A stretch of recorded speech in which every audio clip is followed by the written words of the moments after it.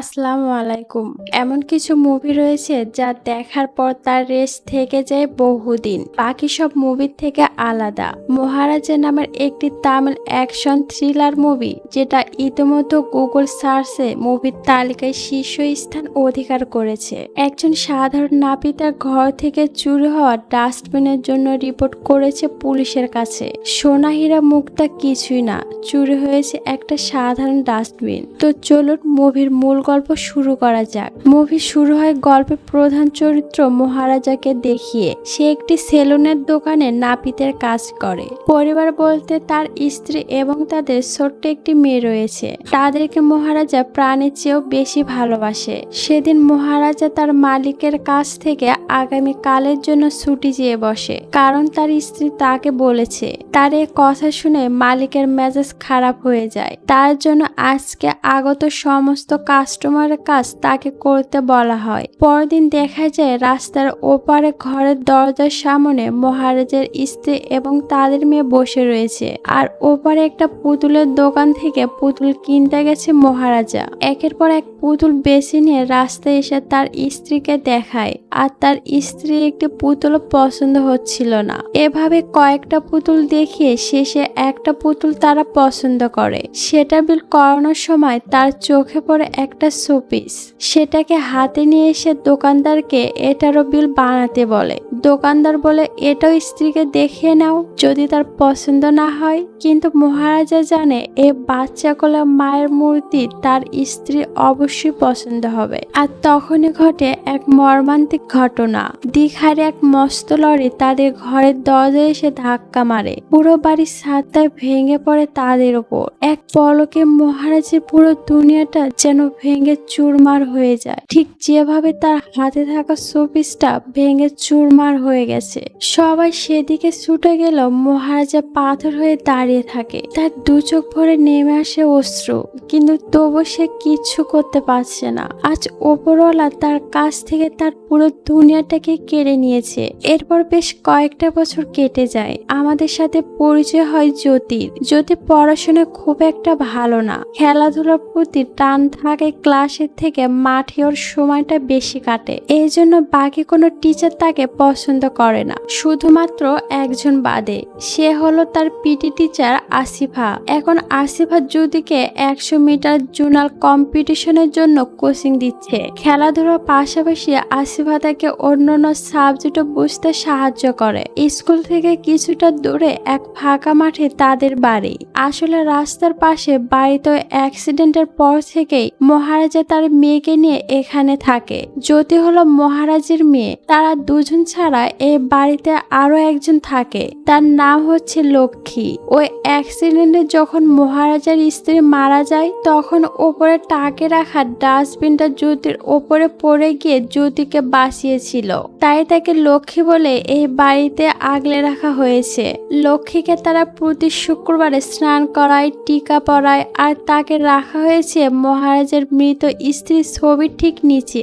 মহারাজের জীবনে একটাই রুটিন, ঘরের সমস্ত কাজ সামলানো, স্কুল যাওয়ার আগে মেয়ের জিনিসপত্র গুছিয়ে দেওয়া, আর তারপর নিজে রেডি হয়ে সেলুনে গিয়ে কাজ শেষে আবার সেলুন থেকে বাড়ি ফিরে আসা। সেলুনটা নিজের হলেও মহারাজা বয়স্ক কর্মচারী গোপাল বাবুর মত অনুযায়ী সমস্ত কাজ করে। প্রতি সপ্তাহে মহারাজা একদিন করে ছুটি নেয় আর মেয়েকে নিয়ে ঘুরতে যায়। বাড়িতে যদি মহারাজাকে সব কাজে শাসন করে, আর মহারাজা সেটা খুশি হয়ে মেনেও নেয়। মহারাজার স্ত্রী মারা যাবার পর থেকে সে একাই জ্যোতিকে বড় করেছে, তাই জ্যোতি তার জীবন।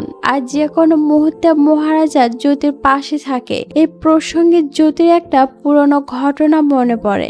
একদিন স্কুলের প্রিন্সিপাল দোষ বিচার না করে জ্যোতির নামে একটা ভুল অভিযোগ করে টিসি দিয়ে দিচ্ছিল, কিন্তু মহারাজা তার এক কথায় অনড় ছিল, আমার মেয়ে কিছু করেনি, আমার মেয়ে ভুল করতে পারে না। কিন্তু প্রিন্সিপাল তার কোনো কথাই শোনে না। এরপর যখন প্রমাণ হলো জ্যোতির কোনো দোষ নেই, তখন মেয়ের অপমানের জন্য সে প্রিন্সিপালকে বলে তার মেয়ের কাছে ক্ষমা চাইতে। কিন্তু প্রিন্সিপাল উল্টা মহারাজাকে সেখান থেকে তাড়িয়ে দেয়। মহারাজা একটা পিলার ধরে দাঁড়িয়ে থাকে। সবাই তাকে টেনে হিঁচড়ে বের করতে চায়, তবে সে ওই পিলার আটকে দাঁড়িয়ে থাকে। এমনকি সেই পিলার ভেঙেই যাচ্ছিল, তবু মেয়ের কাছে ক্ষমা না চাওয়া পর্যন্ত সে বিন্দুমাত্র সরে না। অবশেষে প্রিন্সিপাল বাধ্য হয় জ্যোতির কাছে ক্ষমা চাইতে।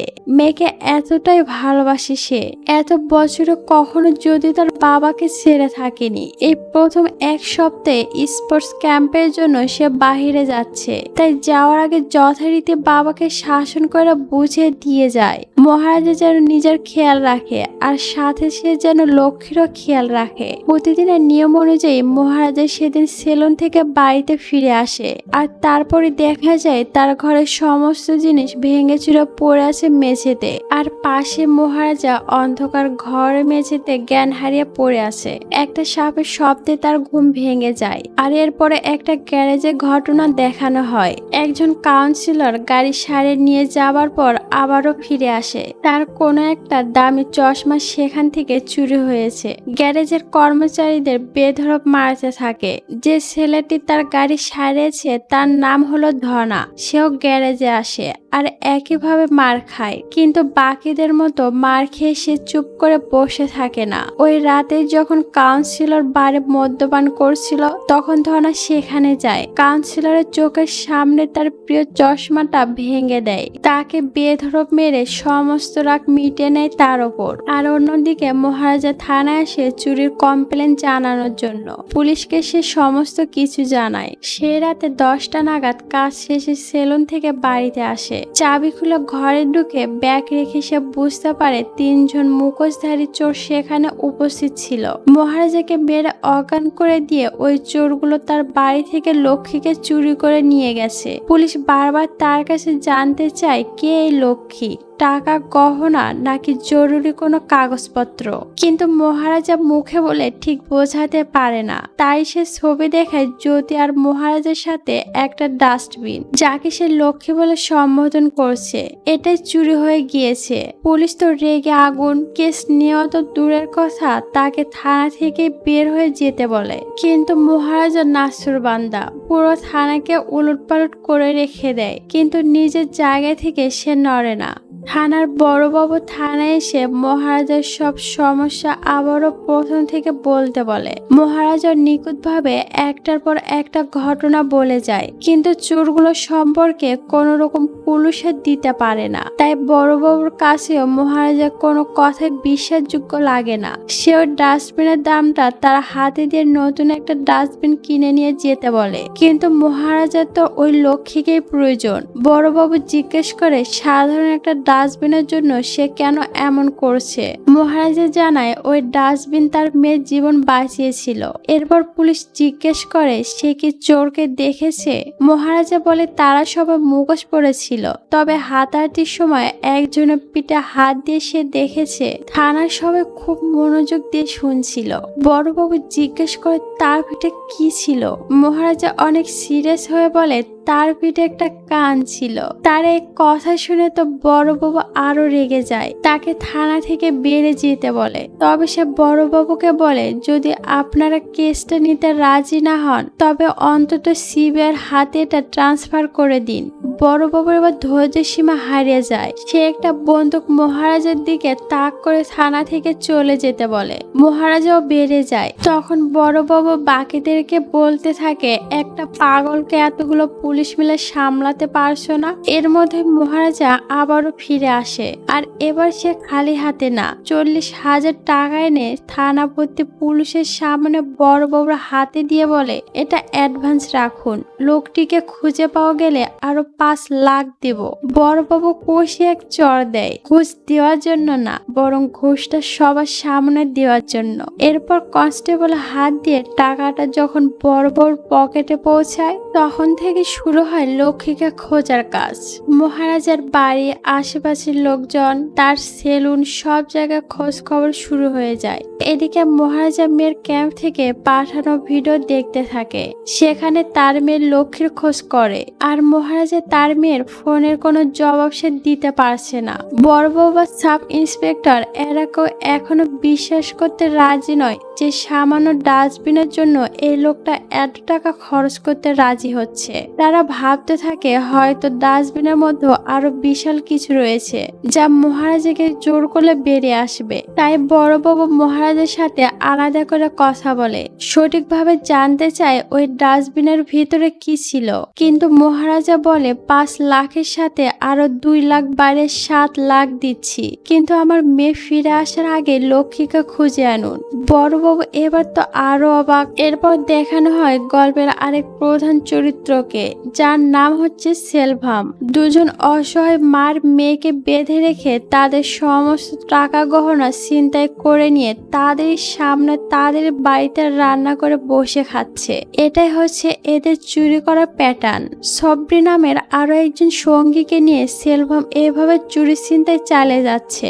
সবকিছু হাতে নেওয়ার পর সেলভামের সঙ্গে মহিলাকে ধর্ষণ করে খুন করে দেয় প্রমাণ লোপাটের জন্য। সেলভাম লোকটি তারও কিন্তু একটা সুন্দর পরিবার রয়েছে, তার স্ত্রী যে তাকে খুব ভালোবাসে আর একটা মিষ্টি মেয়ে যাকে সেলভাম খুবই ভালোবাসে। ওই বাড়ি থেকে চুরি করে ফেরার সময় একটা শোপিস তুলে এনেছিল তার মেয়ের জন্য, কিন্তু মেয়ের পছন্দ না হয় সেটাকে সে ডাস্টবিনে ফেলে দেয়। আর দেখা যায় সেলভামের বাড়িতে রয়েছে মহারাজের সেই ডাস্টবিন লক্ষ্মী। সেলভামের একটা ইলেকট্রিক্যাল হার্ডওয়্যার দোকান রয়েছে। এই ব্যবসাকে সামনে রেখে পেছনে সেসব দুর্নীতি চালিয়ে যায়। এদিকে লক্ষ্মীর খোঁজ পাওয়ার আশায় মহারাজা বাড়ি যাওয়া বন্ধ করে দিয়েছে। এখন সব সময় থানাতে বসে থাকে, ক্যাম্প থেকে পাঠানো মেয়ের ভিডিওগুলো দেখে আর বাকি পুলিশদের সমস্ত ফরমাইশ মানে বিনা পয়সার সমস্ত কাজ করে দেয়। তাকে এভাবে কষ্ট পেতে দেখে একজন কনস্টেবল বলে, তুমি কেন তাদের পিছনে এত টাকা খরচ করছো? তারা তোমায় বোকা বানাচ্ছে। তোমার জিনিস তো খুঁজে পাওয়া যাবেই না, বরঞ্চ তোমার সমস্ত টাকা শেষ হয়ে যাবে। আসলে পুলিশ সত্যি তার লক্ষ্যের কোনো খোঁজ করছে না, বরং তারা এমন দোকানে খোঁজ করছে যেখানে লক্ষ্যের একটা নকল বানিয়ে ফেলা যাবে। মানে একেবারে হুবহু লক্ষ্মীর মতো দেখতে কোন একটা ডাস্টবিন, যেটা তারা মহারাজার হাতে তুলে দিয়ে তার টাকাটা হাতে নেওয়ার ধান্দায় রয়েছে। খুঁজতে খুঁজতে সাব ইন্সপেক্টর এমন একটা দোকানে গিয়ে পৌঁছায় যেখানে তারা এক পূর্ব পরিচিতের সাথে দেখা হয়। এই লোকটির নাম হচ্ছে নান্না শিবম। লক্ষ্মীর ছবি দেখে নান্না শিবমকে দায়িত্ব দেওয়া হয় লক্ষ্মীর একটা নকল তৈরি করার জন্য। যেখানে লক্ষ্মীকে নিয়ে এত দুর্নীতি চলছে সেখানে মহারাজের লক্ষ্মীর অপেক্ষায় থানায় বসে বসে সবার দুর্ব্যবহার আর ঠাট্টার পাত্র হচ্ছে। এমন সময় একজন ব্যক্তি থানায় এসে একটা মিসিং ডায়েরি লেখাতে। সে আসলে ধনা নামের কর্মচারী মিসিং রিপোর্ট লেখাতে এসেছে। মহারাজের লোকটির পাশে এসে বসলে তার হাতে থাকা ছবিটা মহারাজের চোখে পড়ে। সাথে সাথে আমাদের দেখানো হয় চুরির রাতের ঘটনা। সাপের শব্দে চোখ খুলে মহারাজার নজরে পড়ে একটা কার রিপেয়ারিং স্লিপ। সে গাড়ির নম্বরের সূত্র ধরেই সে পৌঁছে যায় ওই বারে যেখানে কাউন্সিলর বসে মদ্যপান করছিল। কিন্তু কাউন্সিলের সাথে কথা বলে সে কোনো হেল্প পায় না। আর তারপরে সেদিন সেখানে এসেছিল ধনা। এসে সে কাউন্সিলর চশমাটা ভেঙে দিয়ে তাকে বেধড়ক মারে। সেখান থেকে মহারাজের ধনার পিছু নেয় আর গিয়ে পৌঁছে তাদের ডেরায়। এতক্ষণ পর্যন্ত আমরা মহারাজাকে খুব শান্ত একজন সাধারণ মানুষ হিসেবে দেখে এসেছি, কিন্তু এখন তার যে রূপটা আমরা দেখতে চলেছি তা সম্পূর্ণ কল্পনার বাহিরে। মহারাজাকে দেখে ধনা বলতে থাকে, সেদিন বাড়িতে মেরে দিয়ে আসলে ভালো হতো তোমায়। ধনার লোকজন মহারাজাকে ধরে থাকে আর ধনার একটা লোক দা নিয়ে আসে তার হাতটা কেটে ফেলার জন্য, কিন্তু সে মুহূর্তে মহারাজা ওই লোকের হাতটা টেনে ধরে আর যার ফলে ওই লোকের হাতটা কেটে 2 টুকরো হয়ে যায়। মহারাজা সবাইকে বেধড়ক মারতে থাকে আর ধনাকে সে উচিত শিক্ষা দেয়। সে জানতে চায় ধনা ছাড়াও বাকি যে দুজন তাদের বাড়িতে ঢুকেছিল তারা কে। ধনা জানতো সে যদি নামগুলো বলেও দেয় তবু সে মারা যাবে, আর নাম না বললেও সে মারা যাবে। তাই সরাসরি নাম না বলে সে শুধু বলে তাদের মধ্যে একজন পুলিশ স্টেশনে রয়েছে। এরপর ধনা সেখান থেকে পালিয়ে যাওয়ার চেষ্টা করে, কিন্তু আজ মহারাজার হাত থেকে তার মুক্তি নেই। দায়ের এক আঘাতে দেহ থেকে মাথাটা আলাদা করে দেয়। মহারাজা সেখানে দাঁড়িয়ে সে কথা দেয় পুলিশ স্টেশন থেকে ওই দলের আরেকজনকে খুঁজে নিয়ে তারও ঠিক একই অবস্থা করবে। আর এই কারণে সে সারা দিনটা থানাতেই পড়ে থাকে। বাহানা করে প্রতিটা পুলিশের পিঠে হাত দিয়ে চেক করে কারো পিঠে সে দাগের মতো কিছু আছে কিনা। আর এখান থেকে স্পষ্ট বোঝা যায় মহারাজা শুধু ওই ডাস্টবিনটাই হারায়নি, ওই ডাস্টবিনটার সাথে জড়িত এমন তো কিছু রয়েছে যার জন্য মহারাজা একটা মানুষের জীবন নিতে দ্বিধাবোধ করেনি। এদিকে ধরা নিখোঁজ হওয়ার জন্য পুলিশ কাউন্সিলরকে ডেকে পাঠায়, কারণ তার সাথে শেষবার ধরার খুব ঝামেলা হয়েছিল। তবে তাদের কথাবার্তার মধ্যে পুলিশ বুঝতে পারে এর পেছনে কাউন্সিলরের হাত নেই। অপরদিকে পুলিশ খুঁজতে খুঁজতে একজন কারিগরের কাছে যায় যে একেবারে লক্ষ্মীর মতো হুবহু আরেকটা ডাস্টবিন তৈরি করে দেয়। আর অপরদিকে মহারাজা থানার লিস্ট থেকে একটা একটা পুলিশকে চেক করে তাদের নাম কেটে দেয়। অন্যদিকে সেলভামের অতীতের কিছু সিন দেখানো হয়। সেলভামের মেয়ের পিঠ আগুনে পুড়ে গেছে আর সে পিঠে মলম লাগিয়ে দিচ্ছে। যে লোকটা অন্যের সংসার তছনছ করে দিচ্ছে সে নিজের সংসারের প্রতি কতটা দায়বদ্ধ। সে মেয়ের সমস্ত রকম চাহিদা পূরণ করতে চায়, তার জন্য সবকিছু করতে রাজি আছে। দুদিন পরে সেলভামের মেয়ের জন্মদিন, তাই মেয়ের জন্য সে একটা সোনার চেন কিনতে এসেছে, কিন্তু তার পছন্দ হয় একটা রেড ডায়মন্ডের হার। তার স্ত্রী বারবার মানা করে এত দামি উপহার না কেনার জন্য। তবে সেলভাম তার মেয়ের পছন্দ করার জিনিসটাই অর্ডার দেয়। রাতে তার স্ত্রী বলে এত টাকা খরচ করা কি দরকার ছিল। তখন সেলভাম বলে সে তার মেয়েকে কতটা ভালোবাসে আর তার মেয়ের জন্য সে সবকিছু করতে রাজি। মেয়ের পছন্দের প্রতিটা শখ পূরণ করবে, তাতে যত টাকায় লাগুক, যত পরিশ্রম করতে হোক সে করবে। এতটাই ভালোবাসে সে তার মেয়েকে।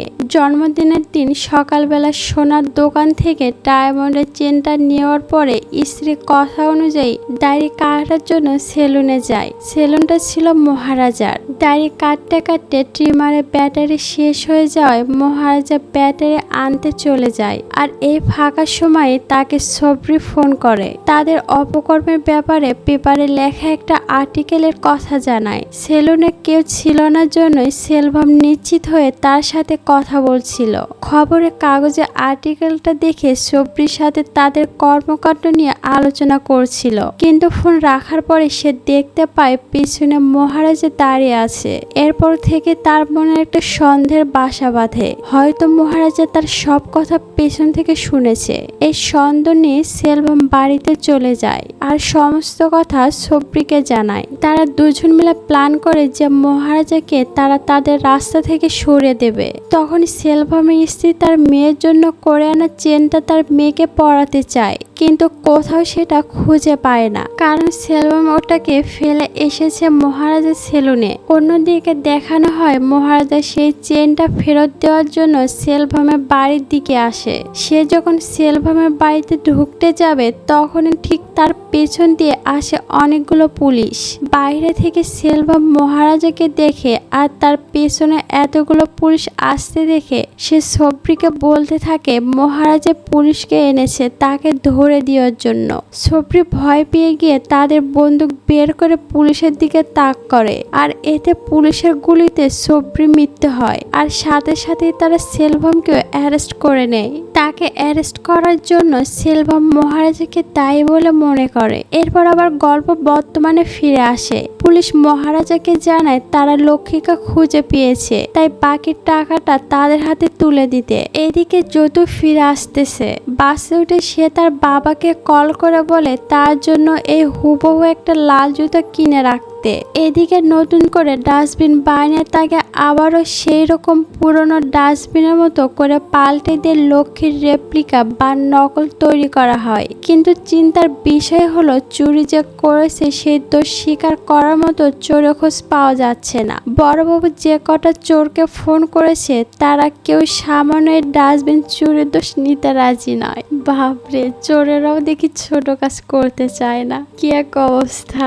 যাই হোক, তাই বড়বাবু সাব ইন্সপেক্টরকে পরদিন সকালের মধ্যেই যে কোনো একটা লোককে খুঁজে আনতে বলে আর জানায় তার বিনিময়ে 50,000 টাকা দেবে। তখন নাল্লা শিবম বলে 50,000 টাকা যদি পাওয়া যায় তবে বাহিরের লোক খোঁজ করা কি দরকার, সে নিজে কাজ করবে। আর নাল্লা শিবম যাতে পুরো ঘটনাটা ভালোভাবে বুঝতে পারে এই জন্য বড়বাবু থানায় ফোন করে মহারাজাকে তার গল্পটা আবারও প্রথম থেকে বলতে বলে। মহারাজা কিছুটা জল পান করে নিয়ে আবারও তার গল্প শুরু করে। মহারাজা নিজের পরিচয় দিয়ে সে রাতের বর্ণনা দেওয়া শুরু করে, কিন্তু এবার তার বর্ণনার সাথে সাথে আমরা ঘটনা অন্য কিছু দেখতে পাই।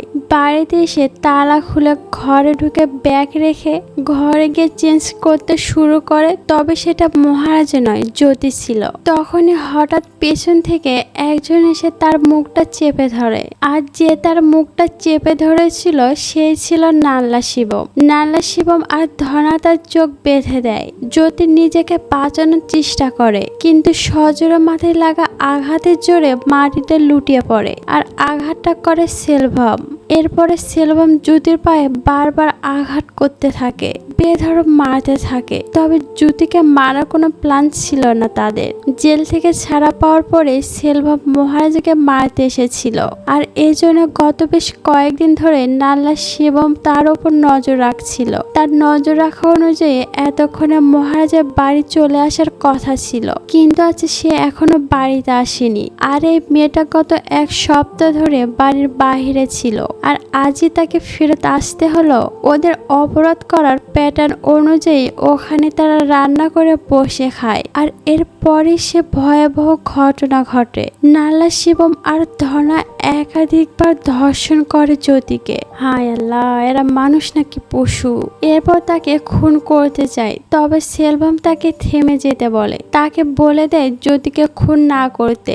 এর জন্য জ্যোতিকে তারা খুন না করে বেরিয়ে যায়। মহারাজা থানায় কান্না করতে করতে বলে ওরা তিনজন অনেক শক্তিশালী ছিল, তাই তাদের সাথে আমি একা পেরে উঠছিলাম না। মৃত্যুর মুখ থেকে ফিরে এসেছি আমি শুধু চাই আমার লোককে ফিরে আসুক। তার এই অবস্থা দেখে থানায় থাকা পুলিশটা বলে মহারাজা, আমি জানি আর যাই হোক তুমি তো শুধুমাত্র ডাস্টবিনের জন্য এখানে নেই। সম্পূর্ণ ঘটনাটা ফোনের ওপার থেকে বড়বাবু সাব ইন্সপেক্টর আর নাল্লা শিবমকে শোনায়, কিন্তু নাল্লা শিবমের মুখের রং একেবারে পাল্টে যায়। সে বুঝতে পারে কাল সকালে যার বাড়ির জিনিস চুরি করার দায় সে নিতে চলেছে সে আর কেউ নয় বরঞ্চ মহারাজা। সে মহারাজার মেয়েকে সে একাধিকবার ধর্ষণ করেছে, তাই সে বড়বাবুকে বলে তাকে ঠিকানাটা দিয়ে দিতে, সে কাল সকালে পৌঁছে যাবে। কিন্তু বড়বাবু বলে আজ রাতটা এখানে থেকে যেতে।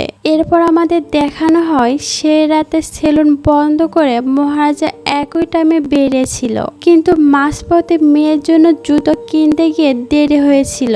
ঘরে এসে জ্যোতিকে অবস্থা পড়ে থাকতে দেখে সে সোজা হাসপাতালে যায়। ডাক্তারের কাছে আকুতি মিনতি করতে থাকে তার মেয়েকে সুস্থ করে দেওয়ার জন্য। তখন জ্যোতি কান্না করতে করতে তার বাবাকে বলে, বাবা আমার খুব কষ্ট হচ্ছে, ওরা কেন আমার সাথে এমন করলো? আমার তোমার কাছে একটাই অনুরোধ, তুমি একবার তাদের সাথে আমার কথা বলে দাও। আমি তাদের সাথে কথা বলতে চাই, জানতে চাই তারা কেন আমার সাথে এমনটা করলো। আর এরপর থেকে শুরু হয়েছিল মহারাজের লক্ষ্মীকে খোঁজার যাত্রা। লক্ষ্মীকে খোঁজার আলে সে খুঁজে বেড়াচ্ছে তার মেয়ের সেই রেপিস্টদের। পরদিন বড়বাবু এবং সাব ইন্সপেক্টর নাল্লা শিবমকে নিয়ে মহারাজের বাড়িতে আসে, আর নাল্লা শিবমকে বলে সে রাতে যা যা করেছে সমস্ত কিছু বর্ণনা করতে।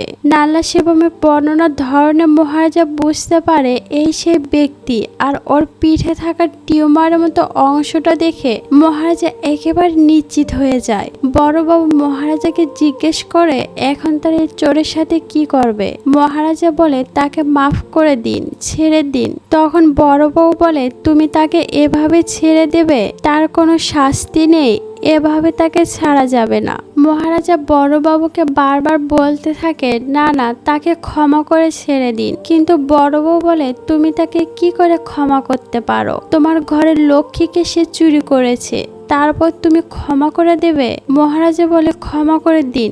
বড়বাবু এরপর চিৎকার করে বলে যদি তোমার মেয়েকে সে ধর্ষণ করত তবুও তাকে ছেড়ে দিতে? বড় বউর মুখে এই কথা শুনে মহারাজা একদম থমকে দাঁড়িয়ে যায়। কেন হঠাৎ সে এমন কথা বলছে? আসলে তদন্ত করতে করতে তারা এই হাসপাতালে গিয়ে পৌঁছায়, যেখানে জ্যোতি ভর্তি রয়েছে। আর সেখান থেকে তারা সমস্ত ঘটনা জানতে পারে। এরপর তারা মহারাজাকে না জানিয়ে তাদের খোঁজ খুঁজতে শুরু করে দেয় সেই মানুষরূপী জানোয়ারদের। তারা এটাও খোঁজ পেয়েছে ধনা, নাল্লা, শিবম এবং তাদের সাথে সেলভম জড়িত এমন জঘন্য অপরাধে। তাই আজ সে চায় মহারাজ যেন মেয়ের ওপর হওয়া অত্যাচারের কঠিন প্রতিশোধ নেয়। এর জন্য নাল্লা শিবমকে মহারাজের সাথে ছেড়ে দিয়ে বাহিরে থেকে দরজা বন্ধ করে দেয়। মহারাজা আর কোনো কথা না বলে নাল্লা শিবমের শরীর থেকে তা দিয়ে কুপিয়ে মাথাটা একদম আলাদা করে দেয়। এভাবে সে তার মেয়ের ওপর হওয়া অত্যাচারের প্রতিশোধ নেয়। এমন আদর্শ বাবা তো প্রতিটা ঘরে ঘরে হওয়া উচিত। তাহলে আর কোনো মানুষরূপী জানোয়ার এত বড় জঘন্য অপরাধ করার সাহস পাবে না। এরপর মহারাজা চলে যায় সেলভমের কাজের সাইটে। মাঝ পথে আসা সবাইকে এক এক করে মারতে মহারাজা যখন সেলভমকে দেখলো, প্রথমে সে একদম হতবাক হয়ে গিয়েছিল। তাই মহারাজা সেলভমের একটা আঘাতের জবাব দিতে পারছিল না। সেলভম মনে করে তার পরিবার, তার যেমন সব নষ্ট করার একমাত্র কারণ ছিল মহারাজা। আসলে যেখানে তার কোনো দোষই ছিল না। সে বলতে থাকে, তোমার জন্য আমি আমার পরিবার হারিয়েছি, আমি আমার মেয়েকে হারিয়েছি। আমার জীবনের এতগুলো বছর আমি জেলে কাটিয়েছি। আর জেলে কাটানোর সময় প্রত্যেকদিন ভেবেছি আমি বেড়ে তোমাকে কিভাবে মারবো। এই বলে সে মহারাজাকে বেধড়ক মারতে থাকে। কিন্তু এবার মহারাজা আর চুপ করে থাকে না। সে সেলভমকে প্রচুর মারতে থাকে।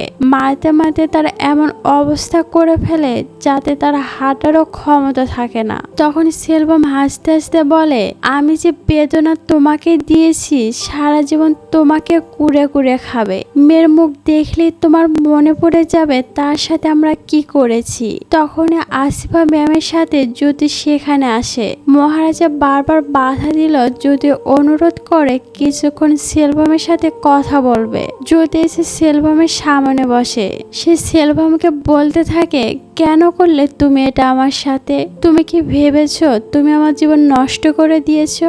আমি আমার জীবনটা শেষ করে দেব? তুমি ভুল। আমি কখনই তোমার কাছে হেরে যাব না। আমি আমার এই অবস্থা থেকে একদিন ঠিকই বেরিয়ে আসব। তোমার যদি আমার মতো কোনো মেয়ে থাকে তাকে জিজ্ঞেস করো, তোমার মতো কত লোকের সম্মুখীন হতে হয় আমাদের। এরপর যদি কিছু গহনা সেলভমের দিকে ছুড়ে দেয় আর বলে, এই গহনার জন্য এসেছিল আমাদের বাড়িতে, তাই না? এরপর মহারাজা জ্যোতিকে নিয়ে সেখান থেকে বেরিয়ে যায়। তখনই সেলভমের নজরে পড়ে সেই চেইনটা, যেটা সে নিজের মেয়ের জন্য কিনেছিল। আর সে খেয়াল করে জ্যোতির কাঁধে কাছে থাকা সেই দাগটা, যেখানে ছোটবেলায় তার মেয়ে গভীর আঘাত পেয়েছিল। আসলে সেলভমের অ্যারেস্ট হওয়ার পরে মহারাজা তার স্ত্রীকে নিয়ে দুবার সেলভমের পুরনো বাড়িতে গিয়েছিল, কিন্তু সেখানে কাউকে পায়নি। অবশেষে এখানকার ঠিকানা পেয়ে এখানে এসেছে চেনটা ফেরত দেওয়ার জন্য, যেটা সেলভম সেলুনে ফেলে এসেছিল। কিন্তু সেলভমের স্ত্রী সেটা নিতে চায় না, কারণ এটা অসৎ পথে উপার্জন করা। এটার পিছনে কত পরিবারের রক্ত ঝরিয়েছে সে, তাই সেই চেনটা তাদের কাছ থেকে নিতে পারে না। তখন মহারাজার স্ত্রী মহারাজাকে রাস্তার ওপারে থাকা পুতুলের দোকান থেকে সেলভমের মেয়ের জন্য পুতুল আনতে বলে। আর মহারাজা পুতুল আনতে যায়, আর সেই সময়ে ঘটে যায় সেই দুর্ঘটনা। অ্যাক্সিডেন্টে সবাই মারা গিয়েছিল, মহারাজার স্ত্রী, তার সন্তান এবং সেলভমের স্ত্রী। শুধুমাত্র ওই ডাস্টবিন লক্ষ্মী নিচে পড়ে গিয়েছিল সেলভমের মেয়ে। নিজের পুরো পরিবারকে হারিয়ে তাকে নিজের মেয়ের মতো গত 15 বছর ধরে মানুষ করেছে মহারাজা। সেলভম যে মুহূর্তে বুঝতে পারে সে অন্যের ক্ষতি করতে গিয়ে নিজের মেয়েরই কতটা ক্ষতি করেছে, তখন তার অনুশোচনা করতে করতে থাকে। সে তার মেয়েকে ডাকতে থাকে, চিৎকার করে বলতে থাকে একবার তার কাছে ফিরে আসতে। কিন্তু মহারাজা জ্যোতিকে নিয়ে সোজা বেড়ে যায়। জ্যোতিকে গাড়িতে বসে রেখে মহারাজা সেলভামের কাছে আসে। সেলভাম তাকে একবার জ্যোতিকে ডেকে আনতে বলে। সে বলে সে শুধু একবার তার সাথে কথা বলবে, তাকে দেখবে, সে এটা বলবে না যে জ্যোতি তারই মেয়ে। কিন্তু মহারাজা বলে জ্যোতি তোমার মেয়ে নয়, সে শুধু আমার মেয়ে। সেলভাম কান্নায় ফেটে পড়ে, মহারাজের পায়ে ধরে ভিক্ষা চায় শুধু একবার তার মেয়েকে দেখার জন্য। কিন্তু মহারাজা তার কোনো কথা না শুনে বেড়ে যায়। মেয়ে যে দুপাশে মাথায় করে রাখতো, নিজের হাতে সে পায়ে সে আঘাত করেছে। যে মেয়েকে সে প্রাণের চেয়ে বেশি ভালোবাসতো, যে মেয়ের প্রতিটা শখ পূরণ করতে চেয়েছিল, সেই মেয়েকে সে নিজের বন্ধুদের দিয়ে রেপ করেছে। আর সে বুঝতে পেরেছে এতদিন সে কতটা পৈশাচিক কাজকর্ম করেছে, সে কত মামের জীবন নষ্ট করেছে। আর আজ সে তার কুকর্মের ফল পেয়েছে। সে তার মেয়েকে কাছে পেয়েও সে তার সাথে কত বড় অন্যায় করেছে, তার কোনো অনুশোচনা শেষ থাকে না। আকাশের দিকে চেয়ে সে চিৎকার করে কাঁদতে থাকে, তার বুক ফেটে যাচ্ছে। সে নিজেকে ক্ষমা করতে পারছে না, নিজের উপর সে ঘৃণা সহ্য করতে পারছে না। বাবা হয়ে মেয়ের সাথে কি অন্যায় করেছে সে, তাই নিজে বহুতল বিল্ডিং থেকে ঝাঁপ দিয়ে পড়ে মারা যায়। তার মাথার পাশে এসে পড়ে তার মেয়ের জন্য কেনা সেই চেনটা, আর তার রক্তে রঙিন হয়ে যায় জ্যোতির পায়ের ছাপ। এখানে এই গল্প শেষ হয়। কথায় আছে দুনিয়াতে পাপের শাস্তি দুনিয়াতে পেতে হবে, অন্যায় করে কখনো পার পাওয়া যায় না। এ মুভিতে সেটাই দেখানো হয়েছে। কারো সাথে অন্যায় করলে ফল অবশ্যই আপনাকে ভোগ করতেই হবে। তাই চলুন আমরা এসব পাপ কাজ থেকে দূরে থাকি। এতক্ষণ আপনাদের মাঝে ছিলাম আমি তাসনিম। খুব শীঘ্রই নতুন একটা ভিডিও নিয়ে হাজির হব। আর হ্যাঁ, কি বলতে চাচ্ছি বুঝতে পারছেন? সাবস্ক্রাইব করে দিন। ভালো থাকবেন সবাই। আল্লাহ হাফেজ।